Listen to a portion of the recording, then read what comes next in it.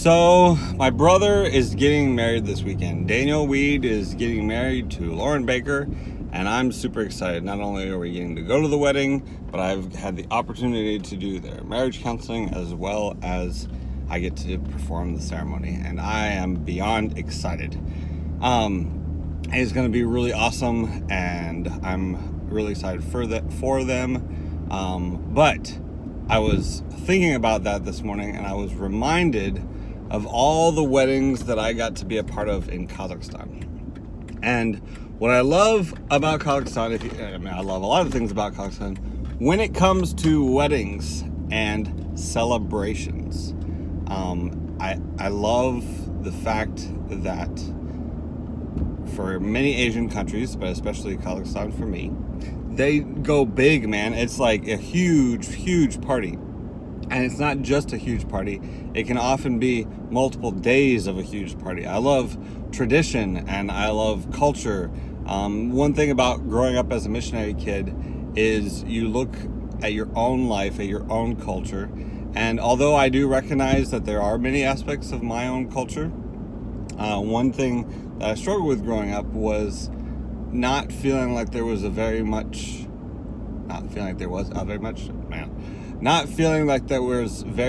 of a American culture that I could hold on to. Not much history that I could hold on to. And we have a lot, don't get me wrong, but I didn't realize that at a young age, and so I clung to Kazakh culture and absolutely fell in love with it. So back to the wedding aspect. I love it. There's so many things that they do at weddings, and I'm sure that's changed now as the years have gone on and a younger generation has come up in Kazakhstan. But when I was there, growing up, weddings consisted of tons of food, tons of alcohol, tons of people, lots of dancing and singing and playing the guitar and doing whatever kind of song you can do, any kind of poems that you could give, any kind of toasts that you can do that are really long and drawn out, and lots of things that you want to say to the bride and groom and encourage them and love on them. And I liked that we would drive around the city. So you'd go to all the different historical sites and put flowers down and sing and party there, and then you'd move on with this huge long procession of lots of cars. It wasn't like you just had a certain group of people that you wanted to be there. It was, you had to have your whole family and their all extended family and all their friends there as well. I mean, it was huge, tons of people. And so as you'd go around in this procession around town, it wasn't like just a car or a limo. It'd be like 5 to 8 cars full of people. And as you drove around, it was always so funny to see because the procession took priority over traffic. So you would be driving along a normal day, and then all of a sudden you'd come to a light, and you'd be a red light, and then it turned green and you're about to go, and all of a sudden this car whips out in front of you from the other side of traffic, stops in the middle of the intersection. A guy will either jump out or hang out his window and like hold out his hands for everyone to stop, which they do, surprisingly.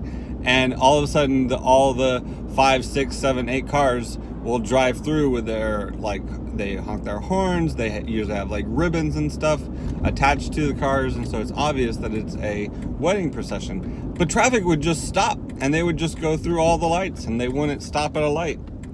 And it was just amazing to me because not only was the fact that they did that a big deal, but the fact that oncoming traffic would actually stop for them was a big enough deal. But I remember it because I remember all of the weddings because it was an aspect of getting to see people who were celebrating life, who were celebrating their marriage, their lives together, celebrating family, celebrating friends, people who were involved in this relationship, people who would continue to be involved in this relationship, sometimes in good ways, sometimes in bad ways, but they were involved, whether you liked it or not, and I think that's the difficult part at times there. But it was this huge celebration, and I feel like sometimes being here in the States, although now I do recognize our culture and our history and the things that we celebrate. I think sometimes, though, we celebrate a little too quickly and too orderly. Although there were lots of things that you did in Kazakhstan and the procession and places that you would go, it was chaotic, man. I mean, it was just craziness, and the people who would help you, the people who would pay for things, like, it was just not super organized, I guess.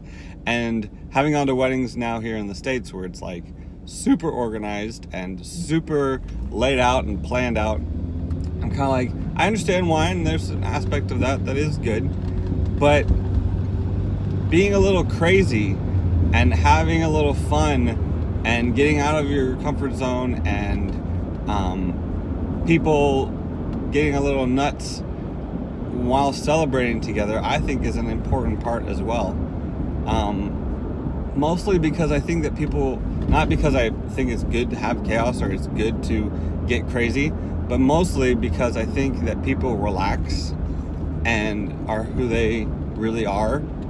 They can act as themselves rather than trying to put on a show. And I think that's the part of celebrating that I think is a really big deal, and we should embrace from other cultures, is that they just are themselves and relax. And anyways, I always have a hard time because there's good and bad to these different stories, and there's things that were not good that I don't think are the greatest when it came to weddings in Kazakhstan. And so it's not like, oh, this is the absolute way it should be all the time, but it's more so this is the one aspect that I think is good that we can take from it, and that's having fun, celebrating loud and big, and being ourselves as we celebrate together in unity and in love. So, happy wedding day coming up tomorrow, Daniel and Lauren. I'm super excited for you guys. I can't wait. I love you, and we'll see you soon. Talk to you guys on Monday.